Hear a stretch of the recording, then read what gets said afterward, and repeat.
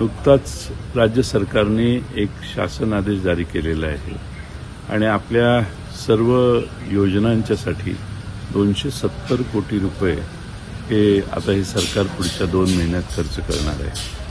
खरं म्हणजे ही शासकीय योजनांची विशेष प्रसिद्धी मोहीम आहे असं दिसत नाही, तर उलट ही निवडणुकीची प्रसिद्धी मोहीम आहे असं म्हटलं तर वावगं ठरणार नाही.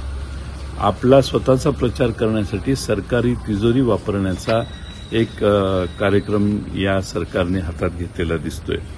निवडणुकीच्या निकालाचा अंदाज आल्यामुळे सत्ताधारी पक्ष आता प्रचंड खटाटोपात आहे आणि येनकेन मार्गाने स्वतःची प्रसिद्धी करून जनतेच्या समोर राहण्याचं काम हे सरकार करतंय.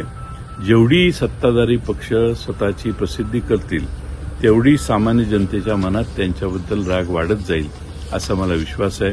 आज राज्याची परिस्थिती काय आहे? रस्त्याची एकीकडे चाळण झालेली आहे. नवे रस्ते जे बांधले यांनी त्याला भेगा गेलेल्या आहेत. एसटी महामंडळाचे बसेसची अवस्था बिकट झालेली आहे. शेतकऱ्यांना वेगवेगळ्या अडचणींना सामोरं जावं लागत आहे. पीक विम्याचे नवे प्रश्न तयार झालेले आहेत.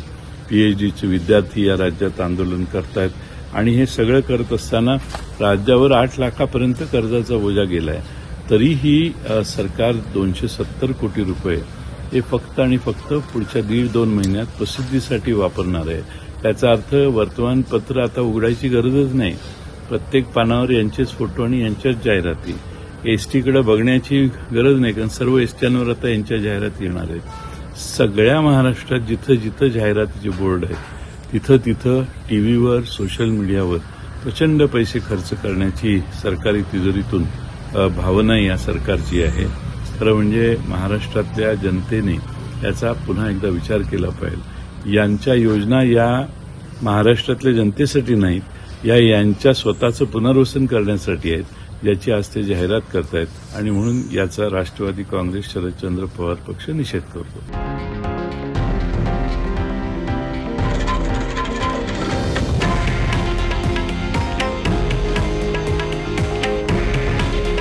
हे आहे देशातील नंबर 1 न्यूज नेटवर्क आणि आपण पाहत आहात TV9 मराठी.